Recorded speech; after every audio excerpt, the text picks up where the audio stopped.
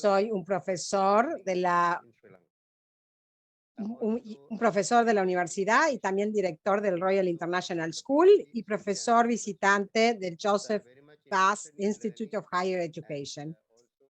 Following its independence from British administration in 1948, Sri Lanka operated as a constitutional democracy. It held regular.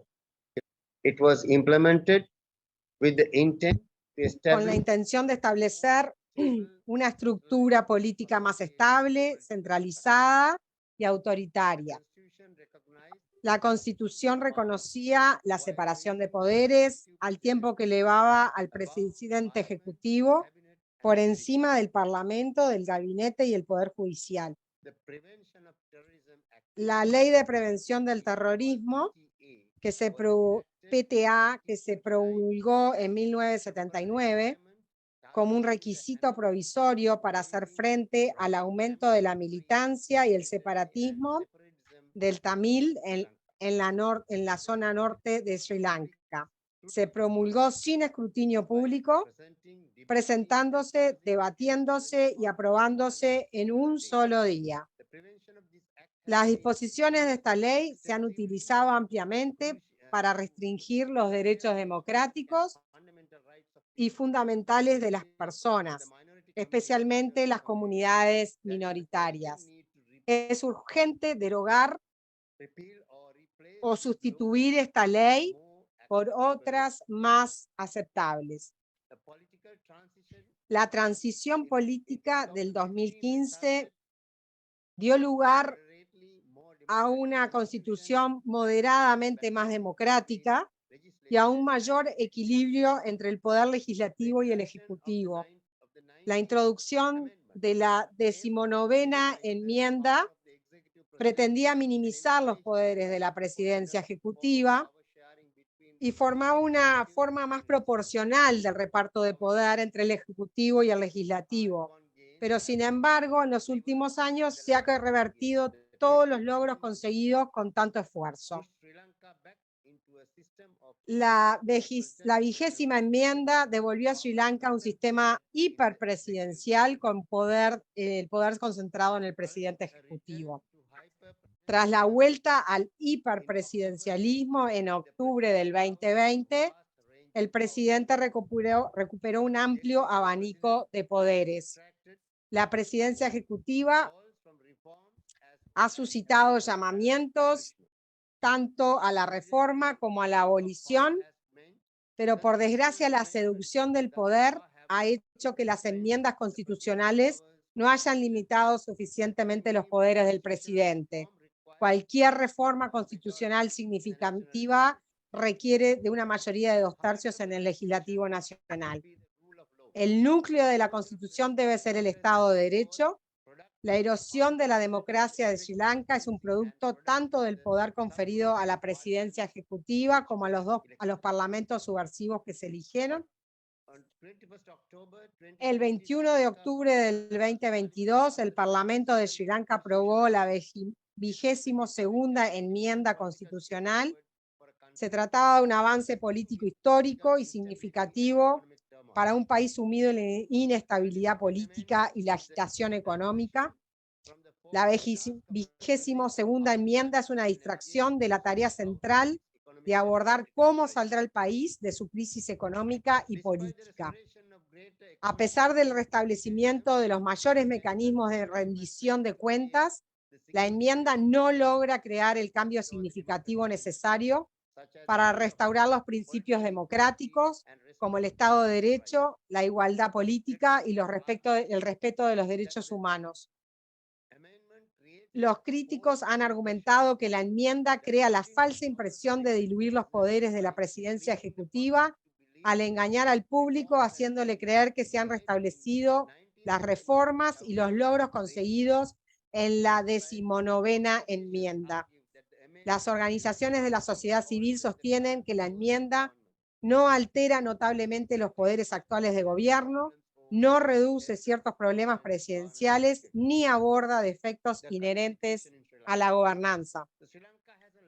Sri Lanka tiene una larga historia de gobierno democrático y sus ciudadanos gozan del derecho a votar y de elegir a sus representantes, pero sin embargo, en los últimos años, la democracia del país ha ido en declive con los gobiernos del presidente Wickremesinghe, acusado de manipular las instituciones del Estado en beneficio político, aplazar las elecciones y no lograr el consenso con otros partidos políticos. Como dice Platón, el precio de la apatía hacia los asuntos públicos es ser gobernados por hombres malvados.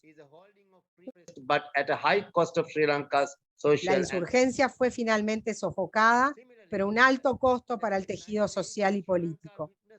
Del mismo modo, a finales de los 80, Sri Lanka fue testigo de otro periodo de lucha armada. La incapacidad del gobierno para atender las reivindicaciones de la minoría tamil propició el surgimiento de los Tigres de la Liberación de Elam Tamil, LTTE. La insurgencia duró más de 2 décadas y causó la muerte de decenas de miles de personas y el desplazamiento de muchas más. Los Tigres de la Liberación del Elam Tamil fueron finalmente derrotados en el 2009, pero a costa del desarrollo social y económico. Además de la cuestión étnica de tamiles y singaleses, ha habido tensiones entre grupos religiosos. Periódicamente se han producido disturbios violentos entre musulmanes y singaleses. El ataque del domingo de Pascua por parte de un grupo extremista musulmán contra iglesias cristianas y católicas ha dado un giro diferente en este ámbito.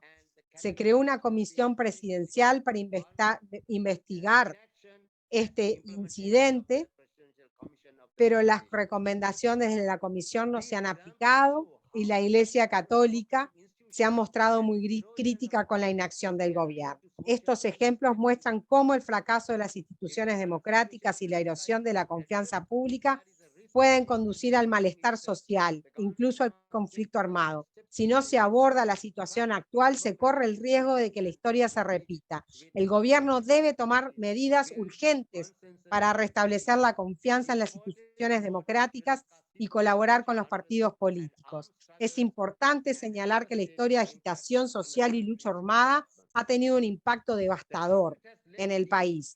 El conflicto ha dejado profundas cicatrices en el tejido social y económico de Sri Lanka y llevará años curar estas heridas. Por eso, todos los ciudadanos les interesa trabajar por un futuro estable, pacífico, democrático, que garantice que el país no tenga que sufrir sucesos parecidos en el futuro. La democracia de Sri Lanka lleva algún tiempo en la trayectoria descendente. La incapacidad del gobierno para defender los valores y las instituciones democráticas ha provocado un declive en los valores y las instituciones democráticas, en la confianza pública y el déficit democrático. El presidente tiene los días honorable existence and allow for a democratic transition of power. honorable y permita una transición democrática del poder. Solo entonces Sri Lanka podrá restaurar sus instituciones democráticas y garantizar a que sus ciudadanos disfruten de derechos y libertades que le corresponden por derecho de nacimiento. Como movimiento de graduados y profesionales católicos, nuestra actividad en el ámbito sociopolítico ha sido muy limitada.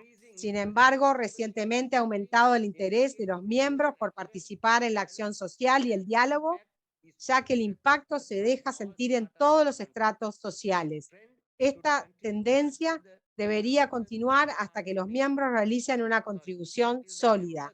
Además, los miembros de nuestro movimiento han participado activamente en distintos foros y grupos sociales.